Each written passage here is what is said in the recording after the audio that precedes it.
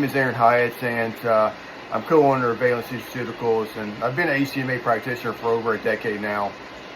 So it's been a long journey. I've interpreted many hair tests and constantly learning, but I will say that a lot of the wisdom, knowledge, and understanding in HTMA comes from retesting, and you just gain so much insight when you're analyzing a client's retest and then understanding what kind of experiences or stressors they've had in the past, because that sheds light on what you're seeing and what they're having to retrace.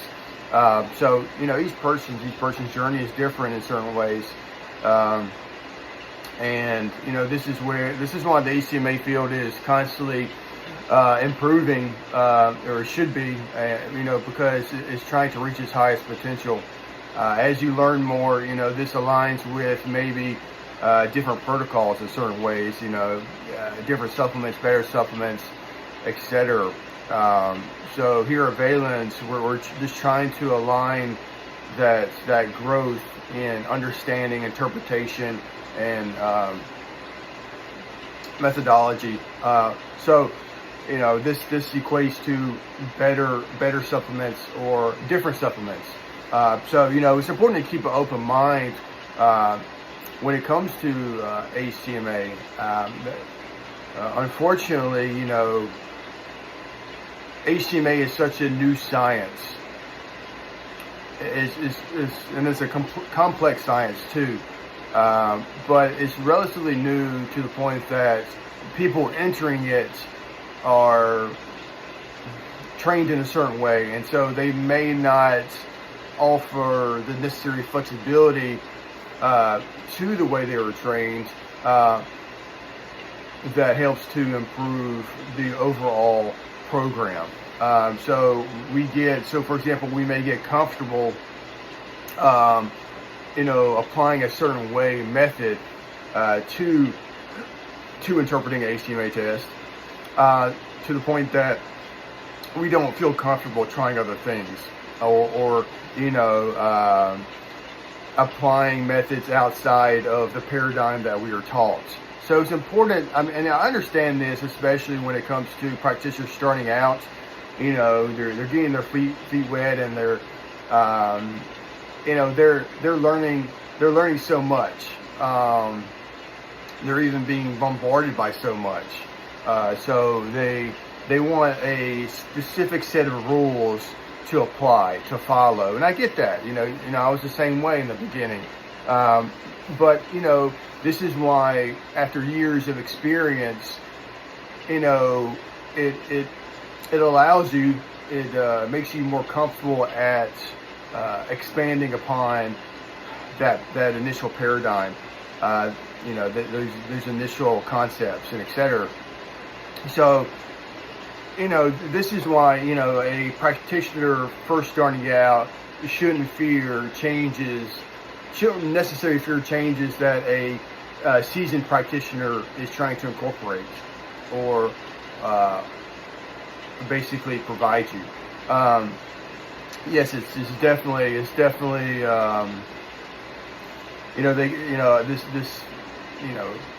first year practitioner, or this practitioner just starting out, may be fearful of incorporating something that they were not initially taught. But at the same time, you have to consider the wisdom and the knowledge and the understanding provided or given by seasoned practitioners, because they've been through it. They've interpreted a lot of hair tests. They've analyzed all these hair tests, and they know, they've seen what people need, or what they struggle with, or what doesn't work as well. So it's important to definitely listen to people that have been in the field for quite some time, because they have a lot to offer, and hopefully it's a little different from what they've been initially taught, because that's something that is inevitable, to where consciousness is constantly growing, improving, maybe even changing. So if none of that is happening, then to me, it's a red flag. You know, how well is that person looking outside of their initial, teachings or paradigm? This is, you know, leading up to the creation or the beginning of advanced nutraceuticals. This played a major role, you know, because getting into that. Well, before I get into that, I'll just share a brief history of my time as a practitioner, or, you know, plus why I started it. I started HTMA out of college. I had some health issues out of college because during college I had my appendix removed. It burst, and so there was some leakage, you know, fluid leak and etc. And so they put me on heavy antibiotics. I didn't have a good experience with that, and so I had some health issues. And you know, when your appendix is actually very important. Yes, you can live without it, but you know, you can live without a lot of things, but it doesn't mean that you're gonna have optimal health, or you know, doesn't mean that you're going to have you know, kind of like the same ease that other people have, or the same recovery as other people, or the same defense mechanisms as other people. So your appendix is actually, it acts as a reservoir. It supports the immune response. And so someone that has their appendix removed, well, you know, look at how that impacts the immune response over, you know, decades into the future. And they've done that, and you know, typically these individuals have a reduced immune response in certain ways. And plus it helps to modulate the microbiome. So if your microbiome gets attacked by antibiotics, the appendix can kind of step in as acting as a reservoir, and you know, for you know, correcting that microbiome imbalance in certain ways.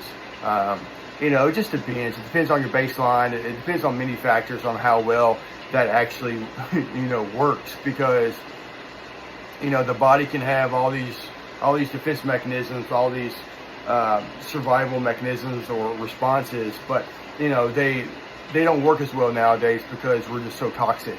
The feedbacks don't work as well, or feedback loops don't work as well. So there's a lot that goes on, or a lot to consider, that is. But yeah, you know, so I had that issue in college, and so I did have some health issues, but my first test was a 4 lows, so I was in complete burnout, complete exhaustion. But you know, I worked nearly a full-time job, and then, you know, majored with, you know, 2 degrees. So yeah, I was in complete exhaustion, and you know, I played sports my entire life. I played year-round soccer. You know, I was just, you know, probably by the time I reached maybe 16, 17, I knew that I was in burnout or complete exhaustion. I could feel it for sure. Just, you know, just from playing year-round soccer or sports, you know, I was exhausted. I was burnt out. So, you know, no telling how long I was in 4 lows, you know, because 4 lows can lead to a lot of different issues within the system. So it's like investigating how a 4 lows may lead to appendicitis or something. You know, we're putting so much stress on the system. And 4 lows individuals already have a lot of digestive issues. So yeah, definitely a possibility going into 4 lows. And this is why hair testing is critical for teenagers, children, you know, young adults, because you want to try to catch something before you know, symptoms arise, or you know, substantial health issues arise. Especially in my case, where, you know, you're trying to strengthen the system in a way that you can prevent surgery, prevent such, you know, acute complications or situations. So yeah, I think it's phenomenal that parents are getting their kids tested early, because, you know, it strengthens the body in a tremendous way, and it's actually better to start as a child or young teen, young adult. You have more vitality and et cetera to respond to the program. You know, it's like comparing a older individual that already has a lot of symptoms, already has burnout, already has low vitality, and then you put them on the program, and so look how much catching up they have to do, and look how much healing they have to do. So, you know, it's kind of common sense to say that young children, young adults will fare a bit better than older individuals. And, you know, it depends on foundation or baseline, but, you know, the adaptive energy that young adults have, I mean, or children have, I mean, it's very useful for seeing results on the program. And it sets them up for a better life, in my opinion, because you just, with this better health, this increased vitality, better mineral profile, you just make wiser decisions, better decisions. You know what you want in life, you know what you want to go after, and so it can just make for a better future. And then plus, you know, certain heavy metals that a person accumulates early in life has long-lasting effects on an individual. So, you know, 20 years, 30 years down the road, you know, you start to experience more of it's like a compounded effect. And you know, and then also along the way, you're just accumulating more. So, you know, you can add a lot to your heavy metal load over time. And so, you know, after college, a few years after, I put about 3 years into the program, 4 years or so before I became a practitioner. It probably took me about 3 years before I noticed like significant improvements, especially cognitive function and etc. You know, I did go through a period to where I became way more spiritual. It was like a spiritual enlightenment period. But yeah, it took me about 3 or 4 years for sure. You know, I eventually came out before those into fast oxidation. And that was that was honestly a combination of factors. You know, we definitely prioritize sonic therapy, very important for, you know, mobilizing or removing toxins. You know, certain toxins, you know, you can only truly remove through sweat in certain ways. But sonic therapy played a big role, and you know, it took me about a year to start the coffee enemas, but that's very helpful too, especially starting out when you have such poor digestive issues, especially at 4 lows. You know, coffee enemas for 4 lows is a game changer. I've seen that with many people in the 4 lows where they had to do constant coffee enemas, maybe 2 or 3 times a day on the program. I mean, I would say maybe coffee enemas are absolutely critical for 4 lows, maybe even more so for other oxidation rates or types. It's pretty critical because you're in such complete exhaustion, and this impacts your digestive system, your elimination pathways, your bile flow, excretion, liver, or just your detoxification pathways within the liver, and then, you know, also impact, you know, you also have to look at the microbiome. You know, how well is their colon functioning? So there's a lot of factors, and then coffee enemas can be very helpful for these people. You know, there's not really anything that can replace these coffee enemas. That's how well they work.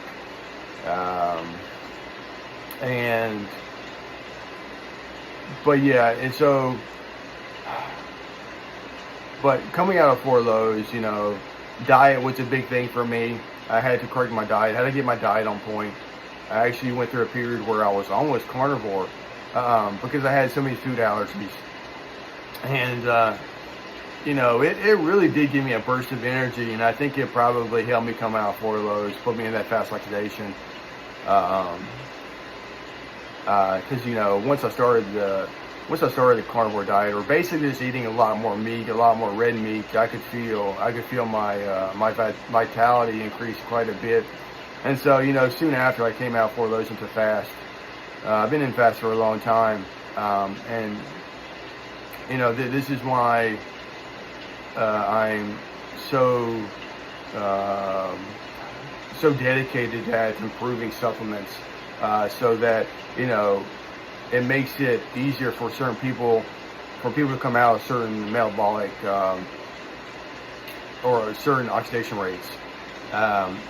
Because people can get stuck in certain oxidation rates. They struggle coming out, even with, the best mineral vitamin supplements out there. And I've definitely experienced that. And, it's one thing to raise the NAK ratio during fast oxidation, but it's another thing to actually bring down sodium potassium, or to slow down the oxidation rate. There's a lot of factors that play into it, like lifestyle and etc. But there's a lot going on within the body at the cellular level, and this is why I'm actually prioritizing more of my time towards mitochondrial health, autophagy. So these processes are absolutely critical, and especially certain pathways like the mTOR pathway, and how that inhibits the autophagy pathway. And finding ways to increase AMPK so that autophagy can work the way that it should, or get activated. But you need certain minerals for this to actually happen. So you need enough magnesium and other nutrients for AMPK to actually work, or to get activated. And this can be critical for a fast oxidizer. They struggle with AMPK activation, and etc. Just because, well, for one, they have very low calcium levels, very low magnesium levels. They may be depleted in other trace minerals such as zinc. So they have a hard time activating autophagy, and even mitophagy as well.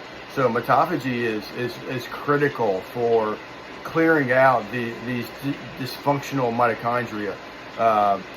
Because this severely, when you have an accumulation of dysfunctional mitochondria, this impacts how your body responds to mineral balancing, because we're giving the system so many minerals and etc. that how well is the body utilizing these minerals? Even when you're giving bioavailable minerals, how well are they using it when they're already heavy metal toxic? Your system already has a lot of dysfunctional mitochondria. So it's sort of like, well, you want to improve the foundation to the point that the body can actually utilize these minerals and etc. nutrients in a better way, or the optimal way, to where it doesn't lead to more accumulation of that mineral or more toxicity in a certain way. So there's a very complex interplay occurring here when the body has accumulated so many dysfunctional mitochondria, and at the same time they have so much heavy metal toxicity, because heavy metal toxicity definitely leads to dysfunctional mitochondria, and then these heavy metals also turn off autophagy, by, for one, sometimes upregulating mTOR and inhibiting the activation of AMPK. So you can see how complex this gets when you have that combination of factors that are kind of preventing you from cleaning up all of this dysfunctional mitochondria, and etc. So this is where certain protocols such as fasting can be more harmful or more detrimental to an individual, because they're already in a burned out state. They're already energy deficit, or they have some significant mineral depletion that fasting doesn't work for them, because in order for fasting to work, your body already has to be quite healthy. So we can't compare biblical times or ancient times to now. The same fasting benefits do not transfer over, because the individuals in the past were far more healthy. far less depleted. We now, modern humans are so stressed out that, you know, when they try to fast, the process doesn't work like it should. The feedback loop doesn't work like it should because they're so toxic, so depleted. So that's the issue nowadays with fasting, and this is why at Valence we came out with Cell Restore that has certain compounds in there that improve mitophagy and increase autophagy as well, activate that AMPK, and I think this is wonderful for all oxidation types. Just wonderful. It's going to be a profound. I mean, we're even making improvements right now, and it's going to be profound because we're combining, these concepts of autophagy and mitophagy and etc. With cellular senescence. So as a person ages, they actually accumulate more senescent cells, and once you reach a certain threshold of senescent cells, you know, there's essentially no coming back. They've seen this in animal studies to where you reach that certain threshold, and that's where the body can no longer survive. So you wanna slow that rate of senescent cell growth, and with certain compounds you can do that for sure. Compounds in black tea actually help with reducing your senescent load. So we're actually we're going to add some compounds found in black tea. We're going to add some compounds found in green tea to Cell Restore, because this enhances the effect of the other ingredients at improving mitochondrial health. Because you want to target cellular senescence alongside autophagy, and etc. So you can actually do more with supplements nowadays than you can with fasting, because nowadays people are in such a depleted state that fasting doesn't carry the same weight, the same benefits as it did in the past. The body doesn't respond the same way, so you actually make a person worse, because for one, they may have a low NK ratio, they may have low magnesium, other minerals. They're in a fight or flight response. They're in such a stressful state that the body's not going to respond like it should. There may be a lot of cortisol dysregulation.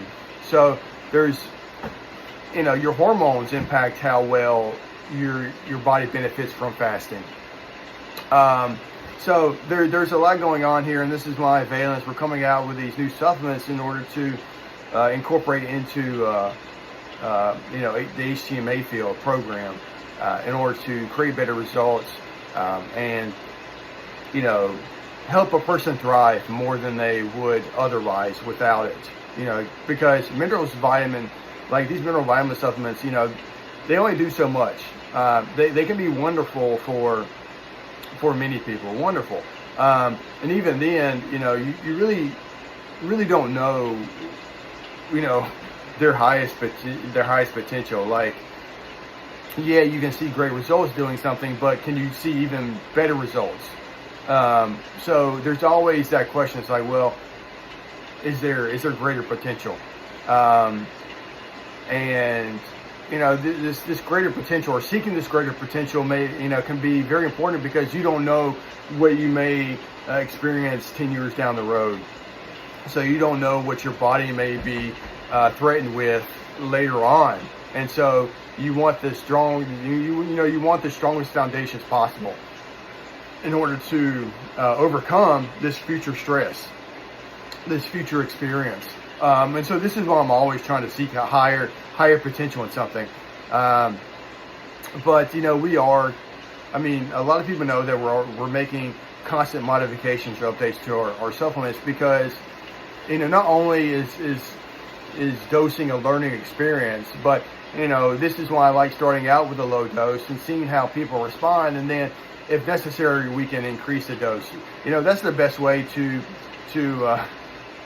to learn something. You don't learn something by starting at the highest dose and then working your way back down. Some people like doing that just because they know that using a high dose will definitely produce a certain result. But when you're working with burned out individuals, a sick population or a very sick population, you can't do that because it'd be too strong. You could do that in someone that was like a high performing athlete that was that didn't have any issues. You could do something like that, but when your target market is totally different from this high performing athlete, you start at a low dose and you work your way up if need be.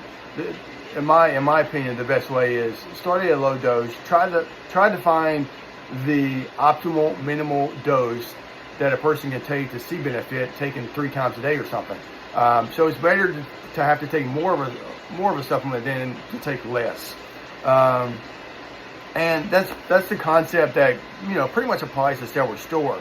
Just because not everyone's gonna need the same amount of ingredients that's found in this formula. So it's better to do somewhat of a low optimal dose that someone can take maybe 3 times a day of to actually to see where their sweet spot is. See what they need.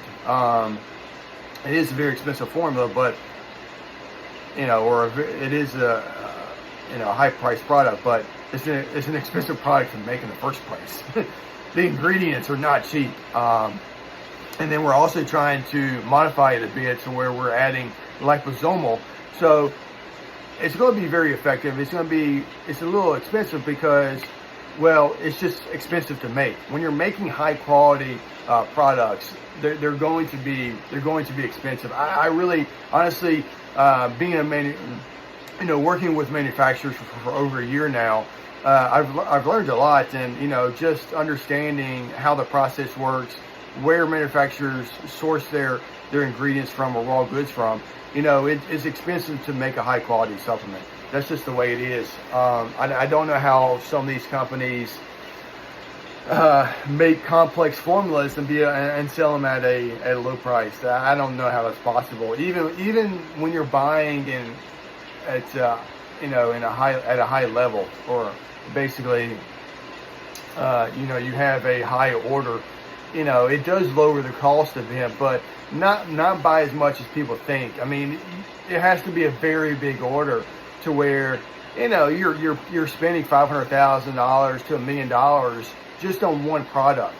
And yes, you're getting a ton of units, but at the same time, look at this upfront cost that you're having to sacrifice. So it's not practical for a startup company to be able to do that without and you couldn't even, it would be hard to even borrow that much money.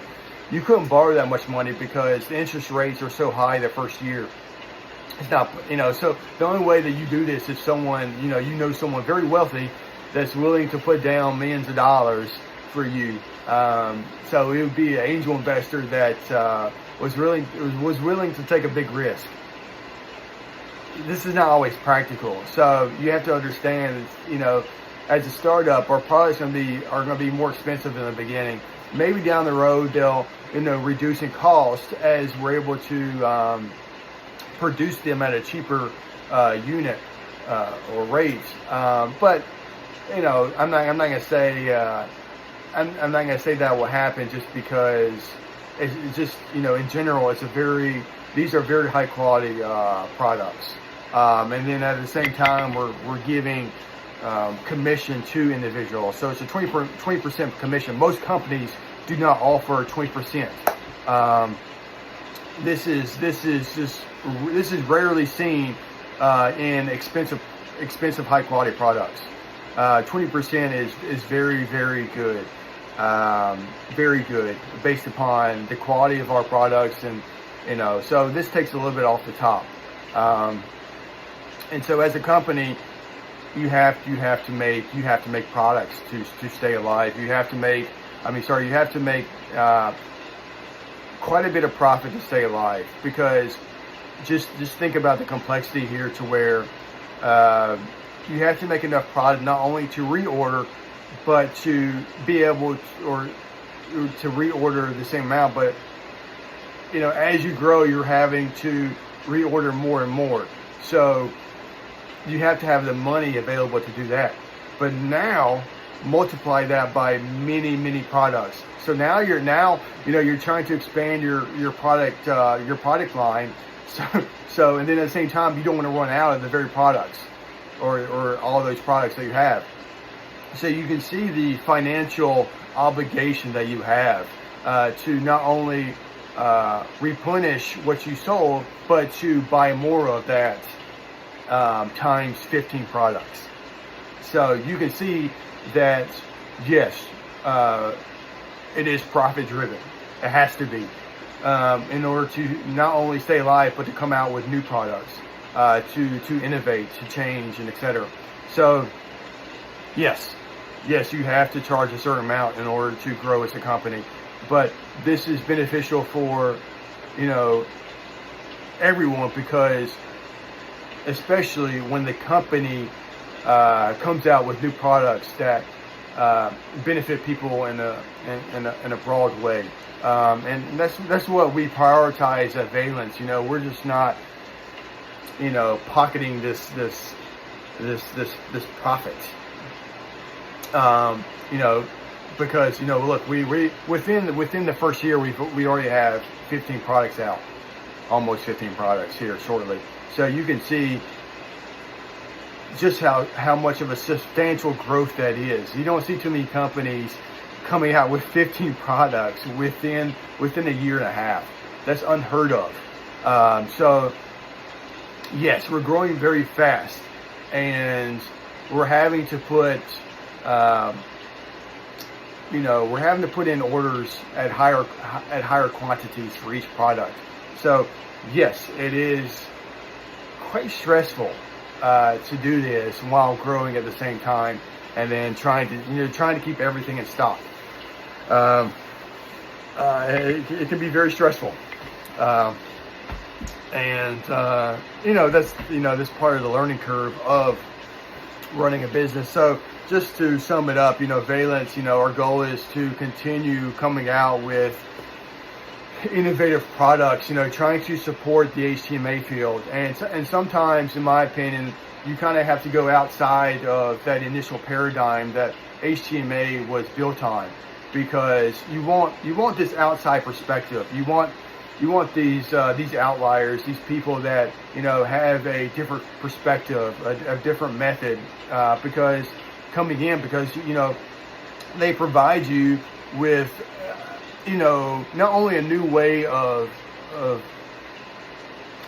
doing something, but integrating that into what you're currently doing,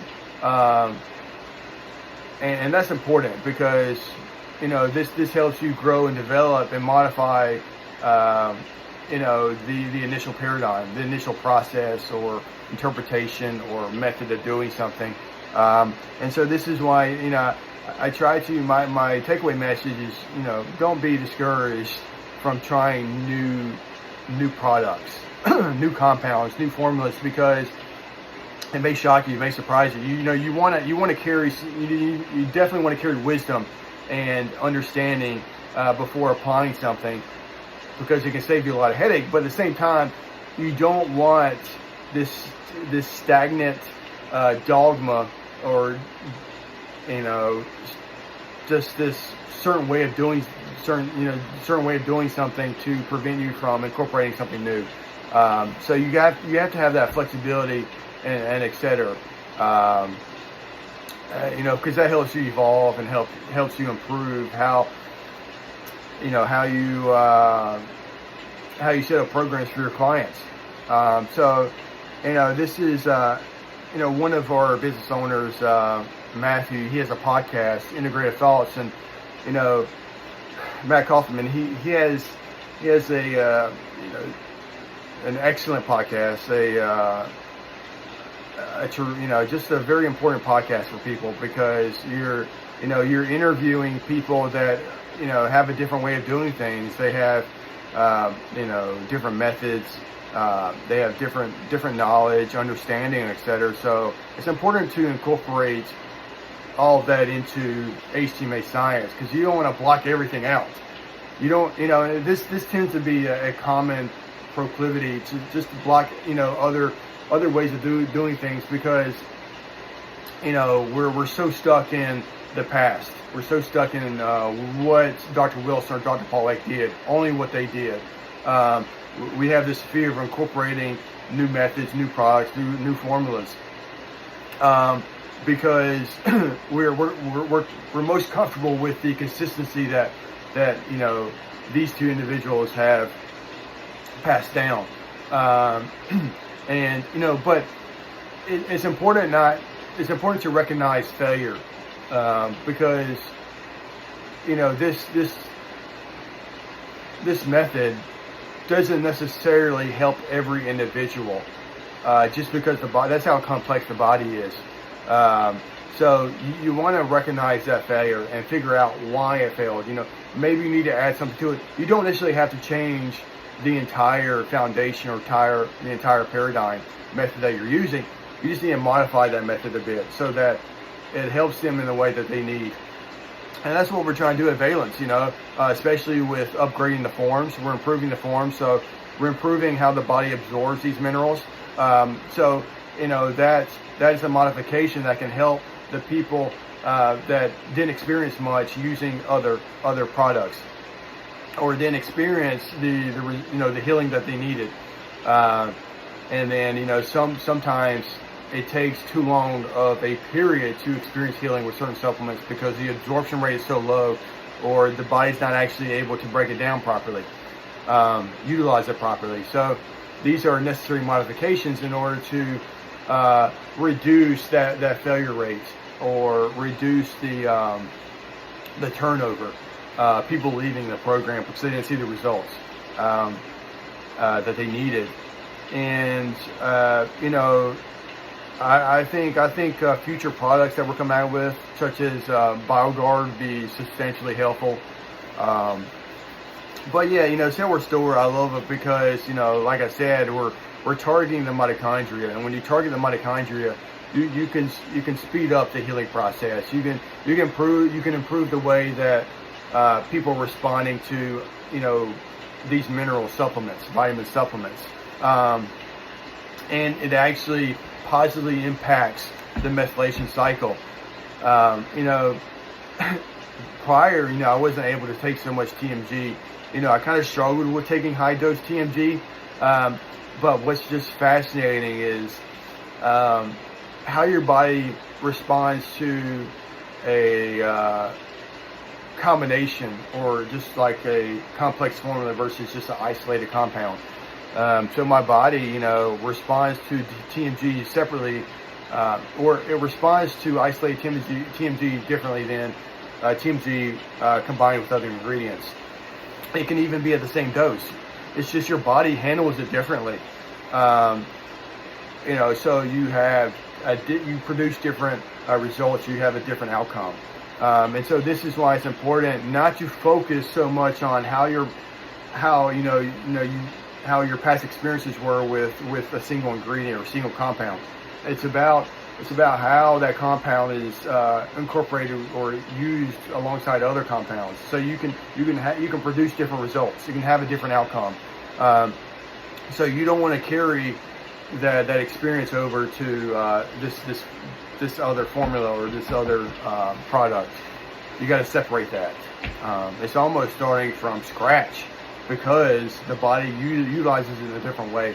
That applies to TMG, it applies to alpha lipoic acid, it applies to NAC.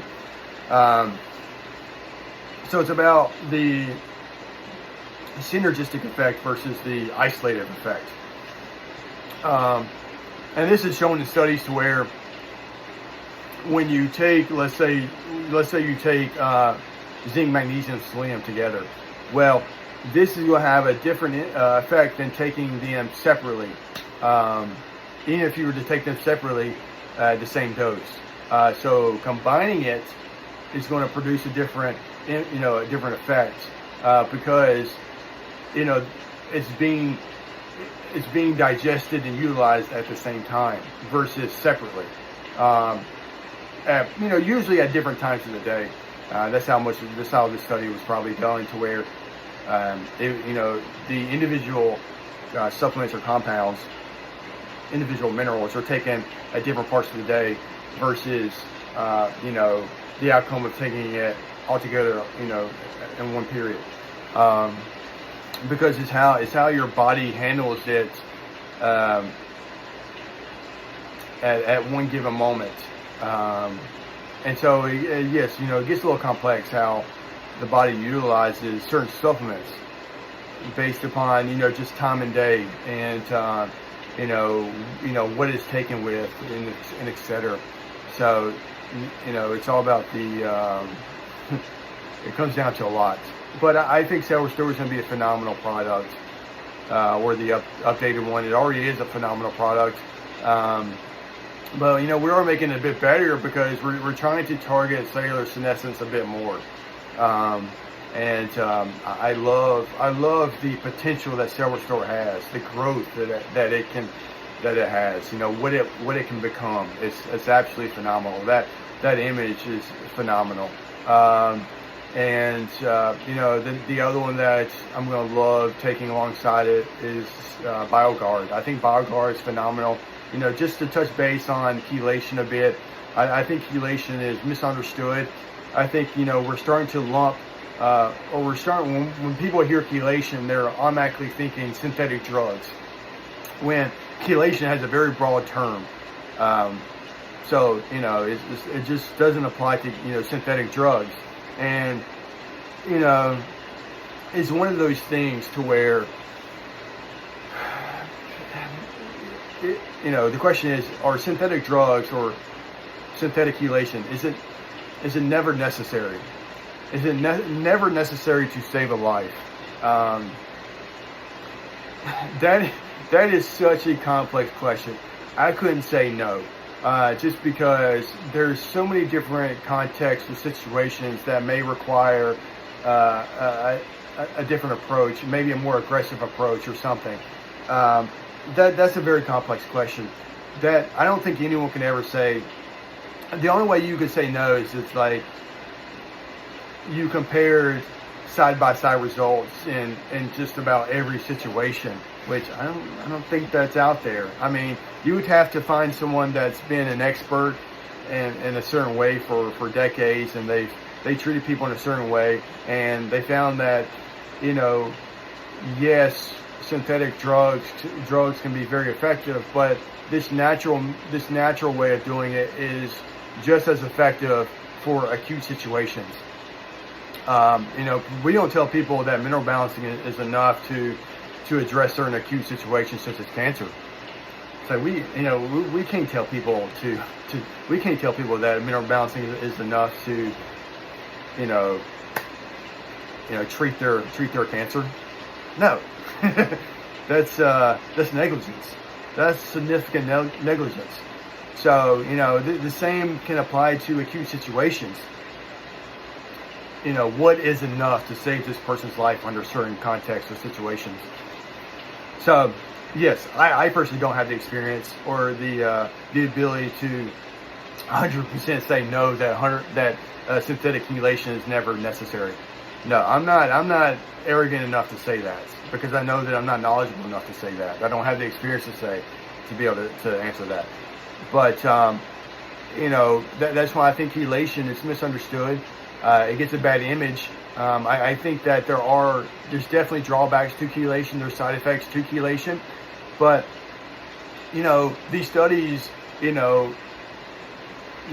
that show the side effects, well, typically these studies, they're controlled, they're done in a controlled situation to the point that it's taken in isolation.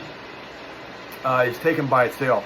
So the question is how will the body respond to this synthetic drug when taken alongside something else, or taken with something else, to perhaps prevent the side effects, or allow a person to take that synthetic drug at a lower dose. Same concept applies to chemotherapy, in my opinion.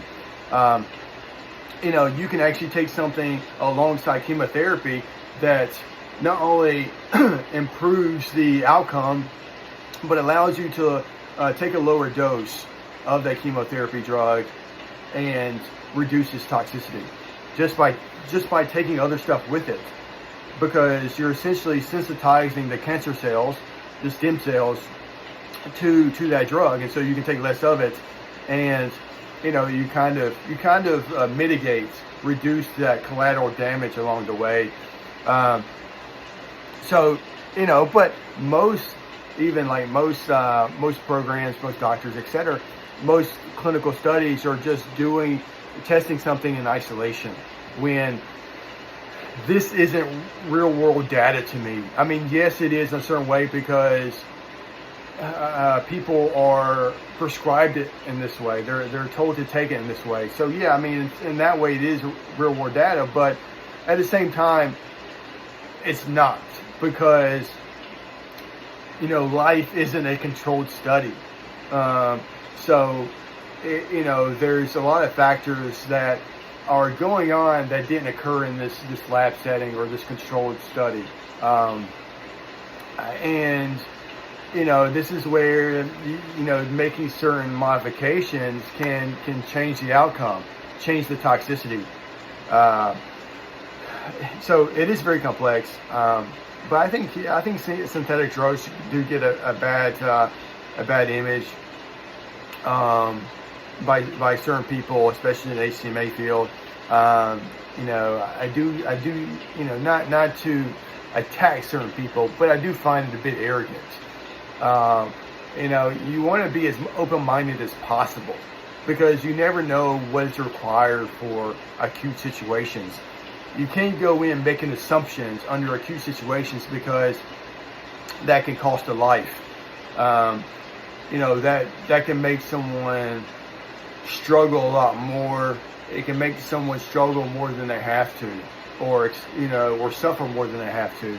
So, medicine, healing the body, extremely complex.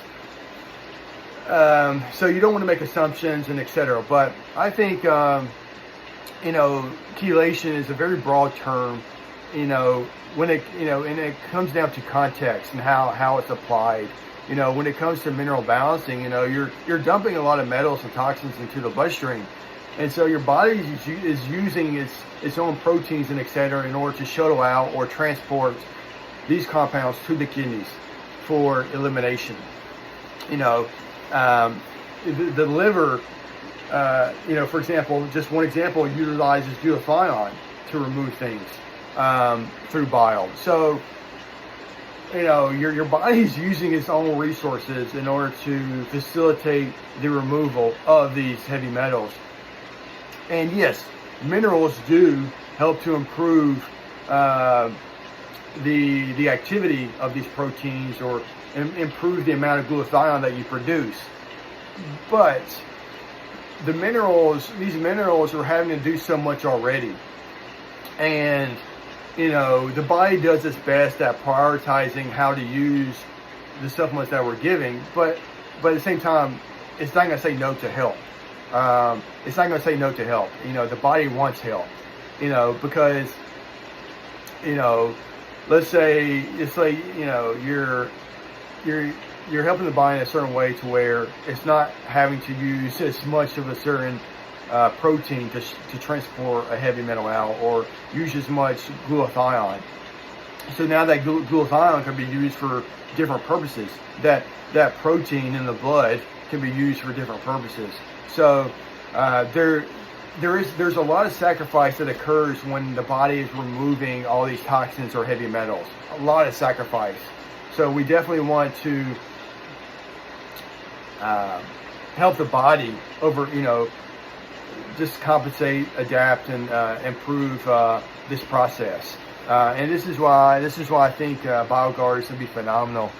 We got some outside consultation on this. Kyle Peche, he's very knowledgeable, a great guy, and he helped us formulate this, and I think that it's going to be a phenomenal product. It's one of those things to where outside consultation is critical, because I myself is only experienced to a certain degree in chelation or binders. So, by consulting individuals that, have more knowledge, have more expertise, you save yourself a lot of, headache, especially when it comes to dosing or future modifications of that product. So, it's like saying, would you rather get it right the first or second time or the 10th time?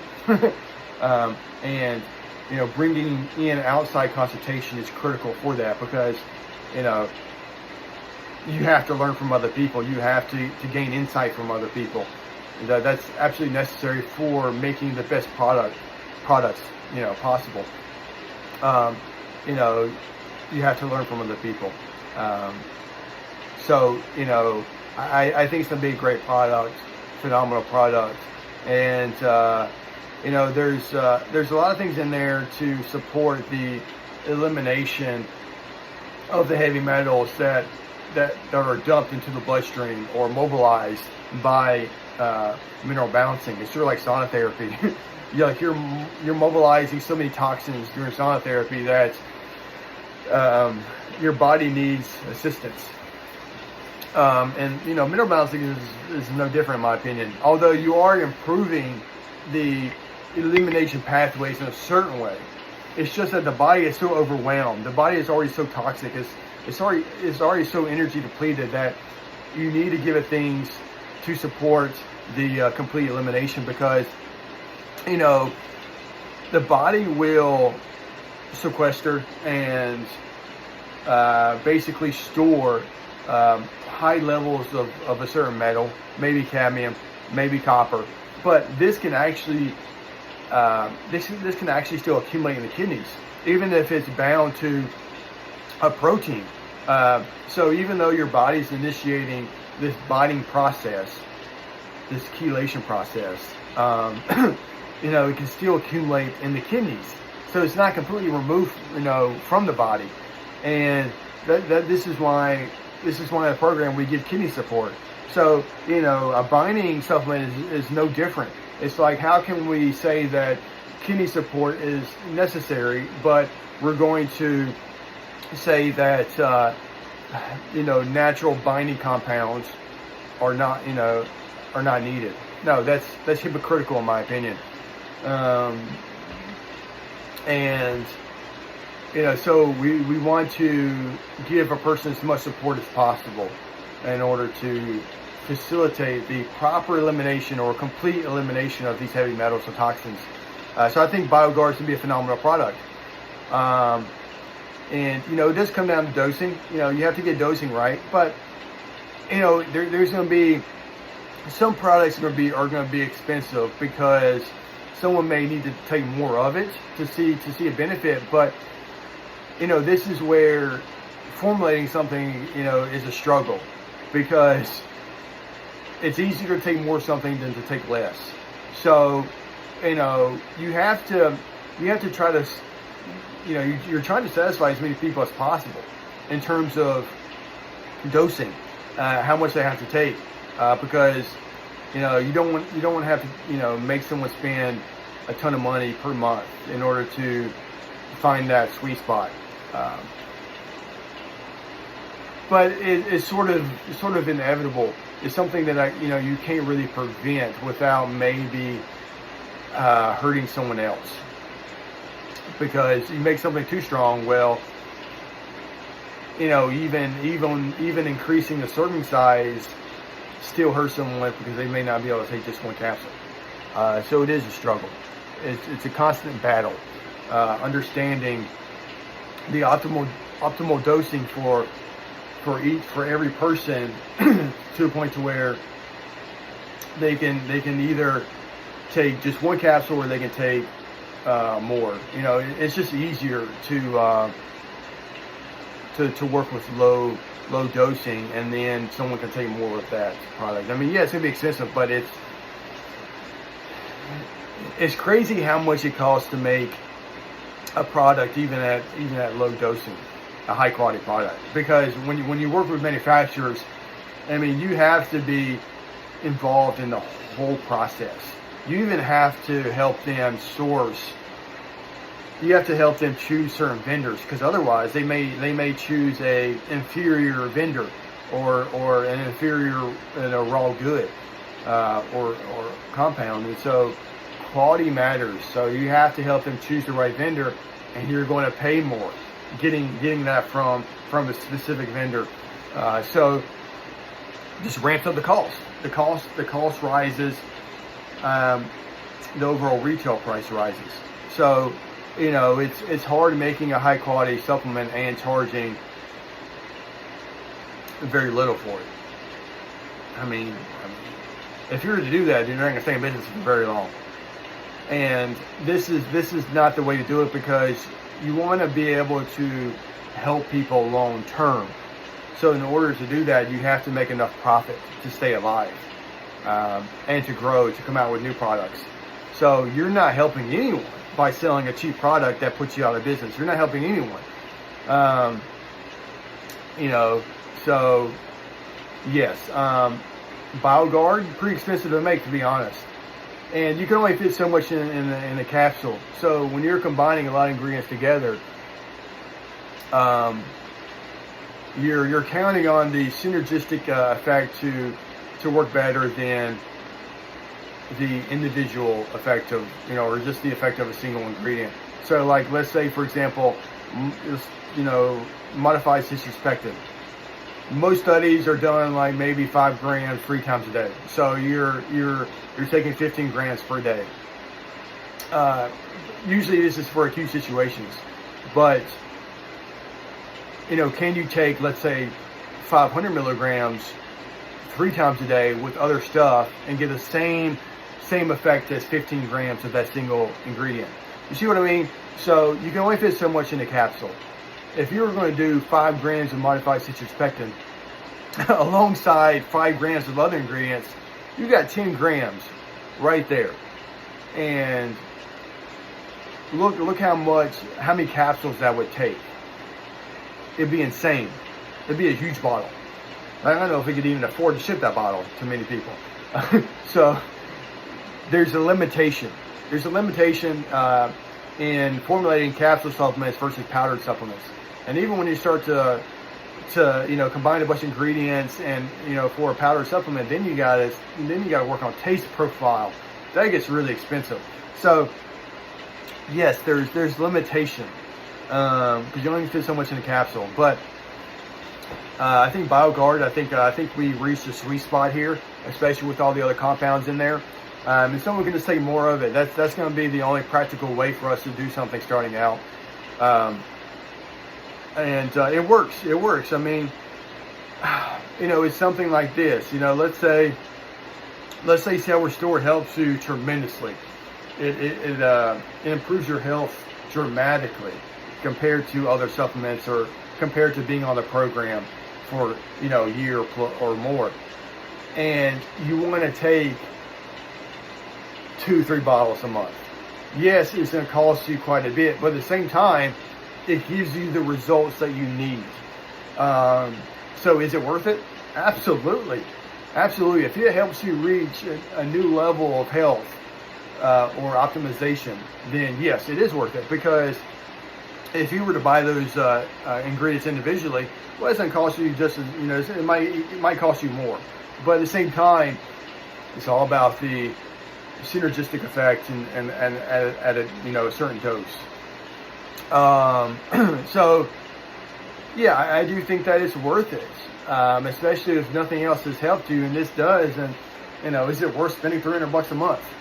Need be. I don't know how many. Technically, that would be. I mean, that would be a lot of bottles per month. So 6 bottles. 6 bottles. If you take 6 bottles a month, that's like a bottle a week. I don't think it'll require that much. I don't think someone's taking that much. But let's say you take 3 bottles a month at $150 a month. But it dramatically improves your health. Is it worth it? Absolutely. What's $150 if it substantially increases your health? Because when you improve your health, you can actually make more money. They've shown this, where people that have better health just make more money overall because they get better at their jobs. They have the energy to work more. So there's advantages to spending this amount of money if it truly helps you become a healthier person, a more energetic person. But it's all based upon what a person needs to reach that point. But like I said, I think Cell Restore and BioGuard is going to be a phenomenal stack. But I think we have a lot of great products out right now. We're constantly modifying them or improving them. So far, each change has been very, very successful, very productive. Some other formulas, they're pretty much going to stay where they are. We may get rid of one, lift those. It just depends. It depends on how well something sells and whether or not we can actually grow that product into a new product, to where we're using the same ingredients but we're adding new, different ones, and so overall that product changes. The name changes sometimes. You're transforming that product into a new one to make it better, to serve people in a better way, broader way. So with higher consciousness, higher awareness comes more change. But we're super excited. We're starting to dive into supplements outside of the HTMA paradigm, and it's not to say that it won't help people on the HTMA program. It's just that it's all about what the practitioner uses in order to improve the health of the body. Like, let's say creatine. How well is creatine marketed in HTMA programs? I don't think it is, very well marketed. I don't think people prioritize it too well. But creatine can make you feel tremendously better if you're taking the right form, you're taking it the right way. So creatine is seen as something that is not very important for balancing the minerals or etc. But you have to understand or consider, well, why are we doing minerals in a certain way in the first place? Well, we're trying to improve the energy system. We're trying to improve energy production. Yes, we're using minerals to improve energy production, but why can't we use creatine to do the, to do the same thing, to work alongside the minerals? So, I think the HTMA kind of alienates or treats certain things as an outsider to where it's not necessary, when in reality it enhances that foundational approach. It makes it more effective.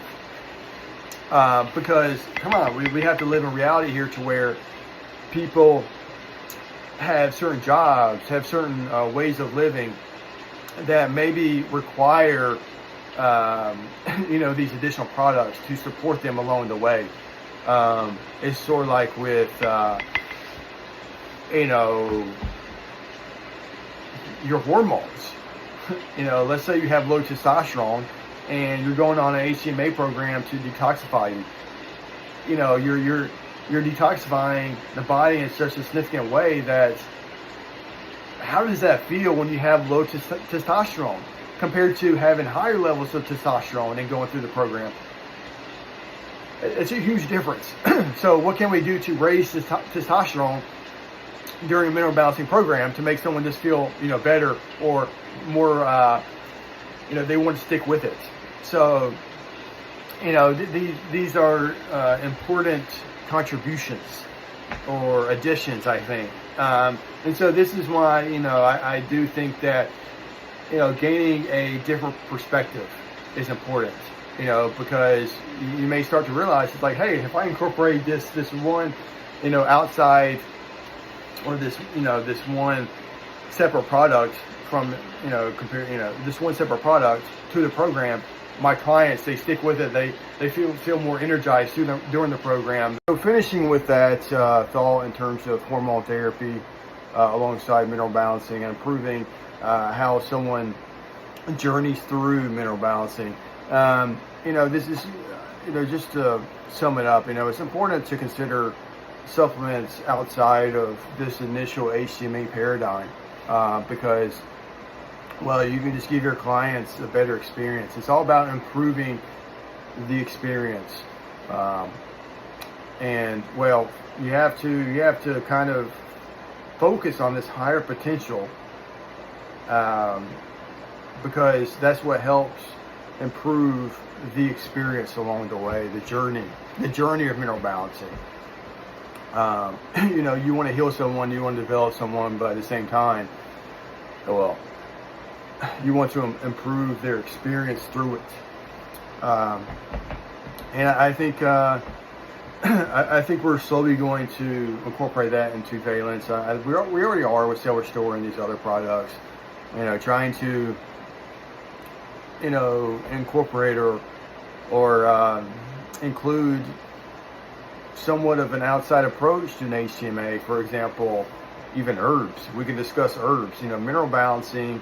I don't really know Dr. Paul Eck's initial thought on herbs, but Dr. Wilson definitely has a strong stance against herbs. He may allow a few herbs here and there. I do know that renamide contains an herb, but mineral balancing, or Valence, we're incorporating more herbs just because they work. They're way more powerful in certain ways compared to just minerals, vitamins alone. Yes, you do get a profound effect when you combine minerals and vitamins together in a certain way. But you get the same thing when you combine different herbs together. And just imagine combining those two concepts together and what kind of overall effect you can get. It's profound. It's uncharted waters for mineral balancing. So we are definitely doing something here at Valence that, in my opinion, is a game changer. Just because we're trying to kind of trying to recognize just how much potential, or just uncover just how much potential HTMA has. How far you can take it, because it does come down to how long a person stays on the program. Does it take 10 plus years to reach a certain level of health? And compare that to how many people it's actually going to put in that amount of time. Can you add other things? Can you modify it a bit to where you now get the results in 5 years? And a person may think, well, if you're going to do that in half the amount of time, then, or the detox reaction is going to be substantially worse. No, not necessarily. But at the same time, this is why, if you're going to make a program more effective, if you're going to make supplements more effective, then you need to take something alongside of it. You need to, your diet definitely has to be on point. You have to take it, you have to consume the fiber, of course. But you may need other binders to assist you. So Valence is very strong. This is why I think the binder is an absolute necessity for taking Valence. You can take binders right now.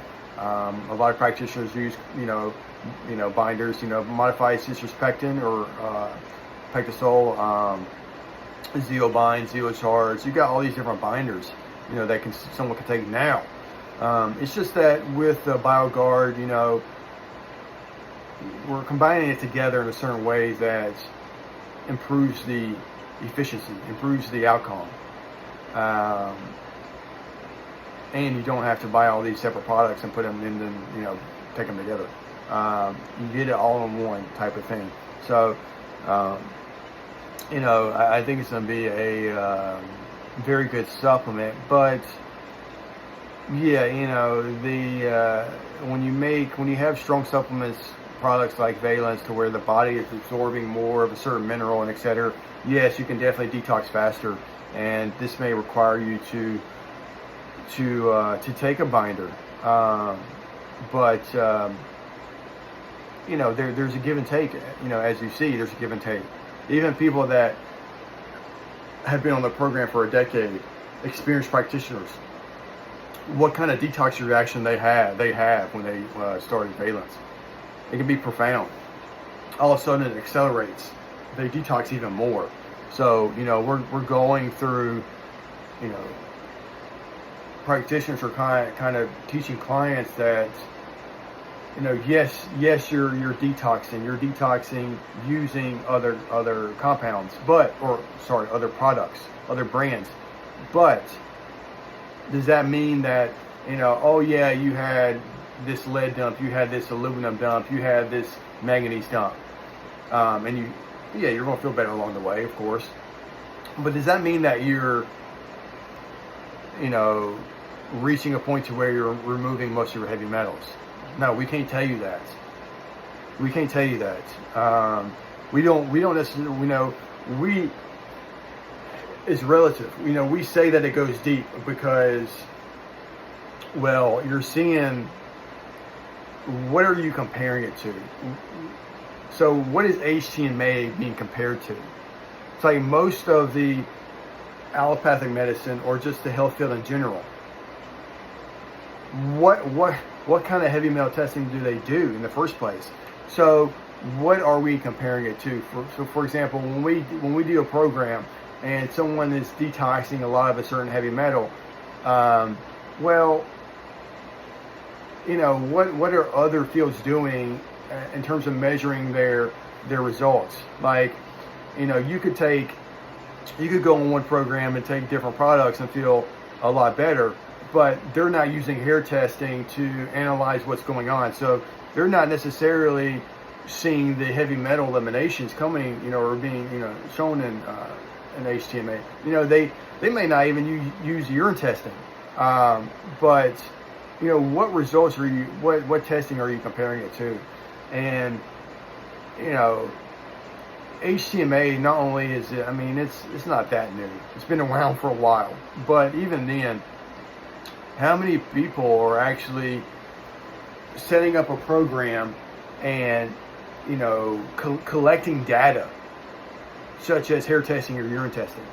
Because there could be something out there that works better than what we're doing. It's just that some of these programs are not collecting the data that we are in terms of hair testing or urine testing. Like, we don't even, HTMA practitioners are, for the most part, not trained to do urine testing, when technically that's how most heavy metals are removed. It is more data points, but at the same time, we're kind of thinking, well, is it necessary? Is it necessary? Because yes, you do remove more heavy metals through urine compared to hair, but at the same time, it's still reflected in the mineral ratios or imbalances. To a degree, yes, that's true. But let's say someone is having certain symptoms, certain detoxification reactions that are really not showing up in the hair too much in terms of, heavy metal levels.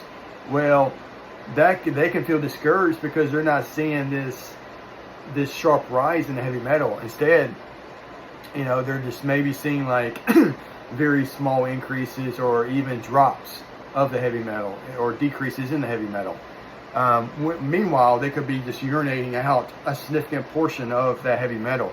So, you're not getting the full look, the full interpretation. There are times where a hair test doesn't show much, but someone is going through a rough spell to where, they could be urinating out a lot of toxins, or excreting, pooping, pooping out a lot of toxins. And so, this is where you can't be too biased on hair testing, because, well, the body is removing these metals, toxins through other pathways, elimination pathways, primarily through the kidneys. And honestly, let's say you did hair testing other parts of the body. Well, you could see different results. You did a hair sample test on somewhere in the nether regions, or just the lower part of your body. You may see more of a heavy metal elimination or something compared to what you would see, from the head. We don't have as much data points as we want you to believe, is what I'm saying. But it doesn't mean that, the program isn't effective or groundbreaking or important. Yeah, it is. It's just that, you don't abandon something just because you're not seeing what you need to see, if that makes sense. You don't want to completely abandon something. You want to look at that and add something else to it, because your ratios could still be changing. Certain mineral levels could be changing. The oxidation rate can change. So you have to look at the ratios. The ratios are obviously more important than the individual levels, but you still sometimes want to have data point or data on what you're eliminating at that time, and hair testing won't always show that. And so that's important to consider. But yeah, urine testing can be very helpful.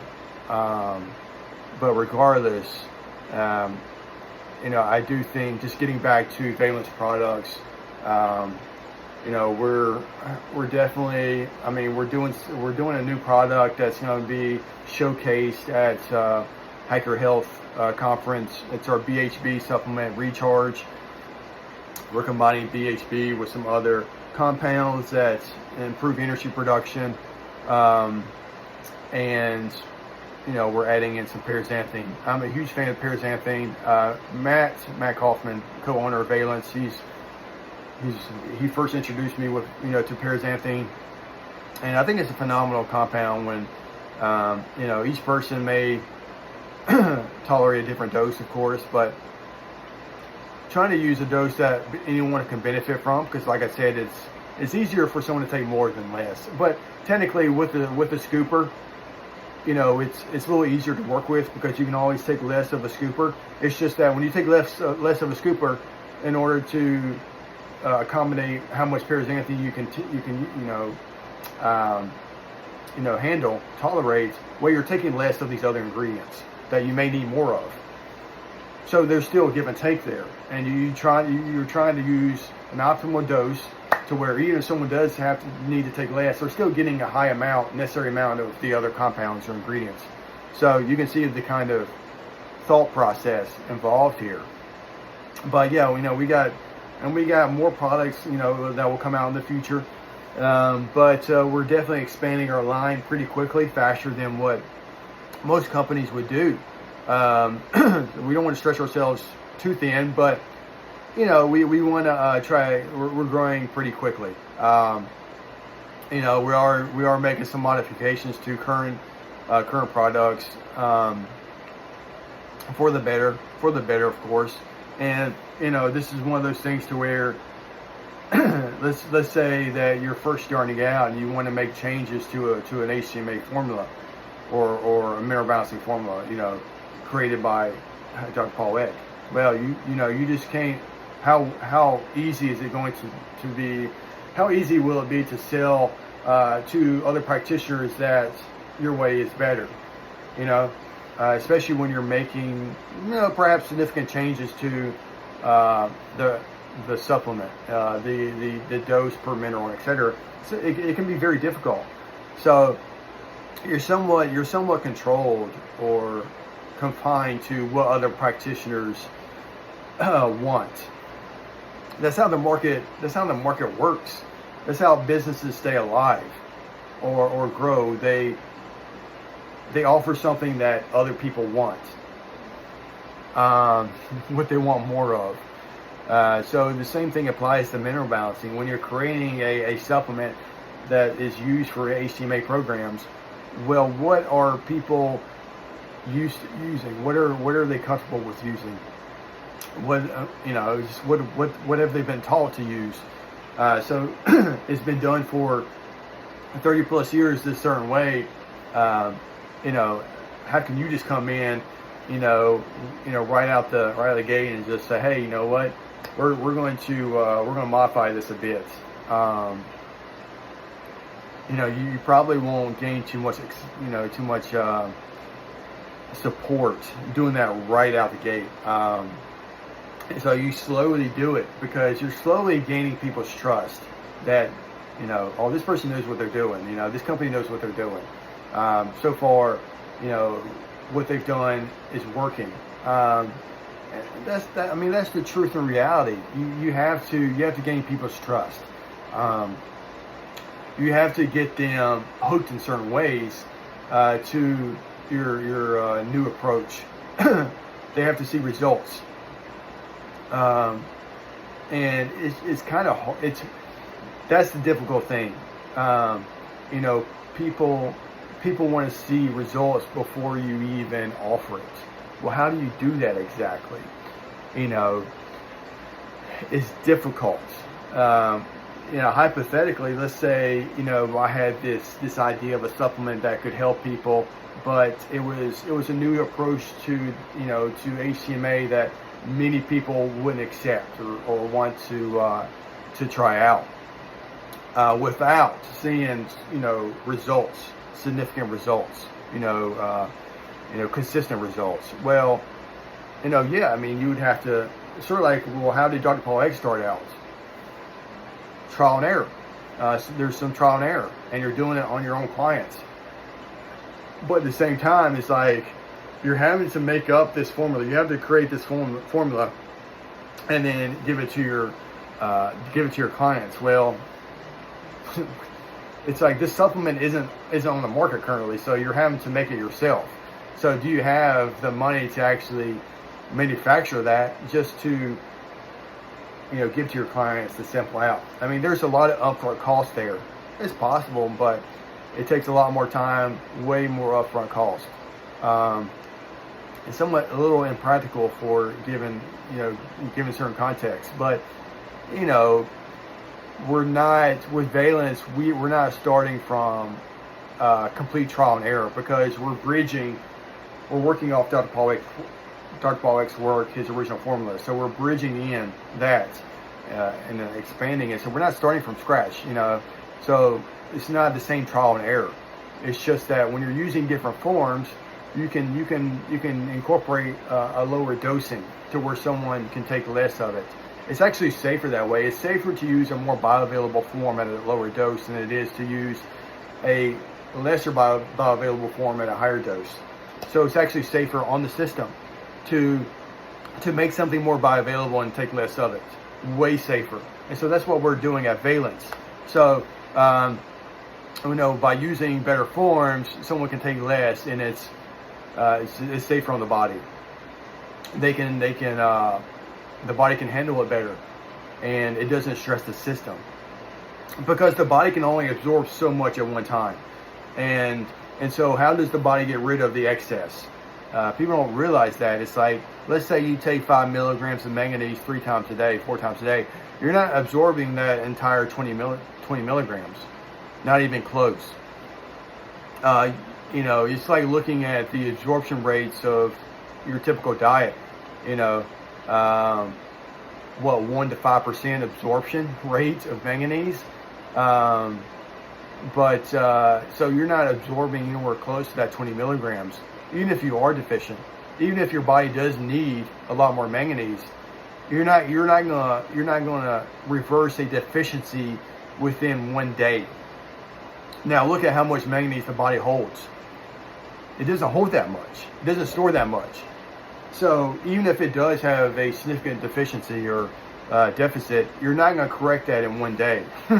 That's not how your body absorbs things. That's not how it works. That's not how the process works. So it can take a long time to absorb or to reverse a manganese deficiency, even when your body doesn't hold that much, and you can take a lot per day. It doesn't matter. It's like you're not going to reverse that in a day or a week's time. So you're essentially your body's essentially wasting it. It's sort of a waste. But the more complicated thing is like how does your body remove that excess when because your body's not going to absorb all of it at one time. So how's it going to get rid of the excess? And that's where certain complications can come into play. How well the body is working, how well how well is your foundation. We have to consider that. And so even though you're using more bioavailable, when you're using more bioavailable forms, there's less waste, but you can take less of it. So all in all, it is far less toxic long term and far more beneficial on the system. And that's what we're doing at Valence. That's what we're trying to incorporate. And I think we're doing a great job at it. I think it's going to get even better. People are seeing significant results, better results. Even seasoned practitioners are seeing better results on themselves. They're detoxing more because, you can detox a certain amount with a supplement, but how far are you actually going? It's like, it doesn't necessarily mean that you don't have a lot more to detox just because you're seeing a lot coming out using a different brand or a different product. It doesn't mean that you can't take something else that detoxes you more and pushes you forward more, that heals you more in a certain way. And at the same time, we're kind of assuming that certain products will continue to work better and better, when no, it comes down to absorption rates, how well the body is able to utilize it. Theoretically, as you improve the health of the body, you improve mineral transporters and etc., your body should be able to increase the usage of certain mineral supplements. But that's difficult because it depends on how much healing a person needs. So now you're considering time. How much time does the body need in order to actually start to be able to increase the outcome of some inferior supplements, inferior forms? So it gets a little complex there, but and yeah, so I think we're doing very well, using certain forms like mineral ortates, mineral aspartates. So we're bridging in or incorporating Dr. Hans Nieper's work, in terms of ortates. So even though certain forms are kind of new to the mineral balancing community, HTMA, it's not new outside of it, outside of the bubble. It's actually well known in other countries. It's just that it's not well studied in the U.S. Just because something's not well studied in the U.S. doesn't mean that it's not well known in other countries, like Germany, Japan, these other countries that do a lot of, Russia, that does a lot of research on things that we don't do. So it's important to live outside of this bubble. But yeah, mineral ortates, mineral aspartates have been known for a long time, and we're incorporating that into to our Valence products. And when you're taking just full spectrum amino acid chelates, I see the attraction of it, but at the same time, that one mineral is competing with all these different amino acids in this full spectrum. It does improve the absorption in certain ways, absolutely, but you're still not getting the same results sometimes when you're conjugating it with a specific amino acid or transporter, because it's not competing as much with these other amino acids or transporters. So it's all about how the body handles it. But we're really excited about the future of Valence, and that's kind of where I was going to end it. I do encourage you to try Valence. It's important to consider other research, to try different products, because it can help you. It can help you stay on the program, to see more results from a program. And I know Matt is Culinary is doing a video. He's doing a video on like all these different supplements that he's taken. So it's sort of like trying to incorporate maybe NAD plus or or these other compounds that help with energy production, mitochondria, and et cetera, because you're having to heal in such a deep way that you want these placeholders. You need these placeholders. It's sort of like with the body using heavy metals as a placeholder to get through certain things, to keep going in certain ways. Well, there's no difference in what's the difference in that and taking other compounds that act as a placeholder that help you get through the mineral balancing process.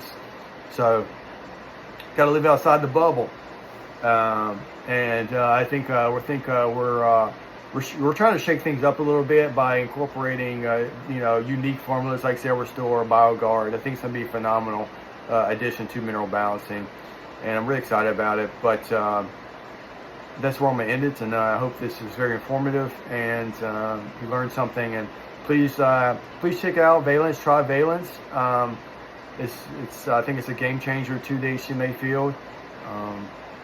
Lewis Rollins, he's the other co-owner.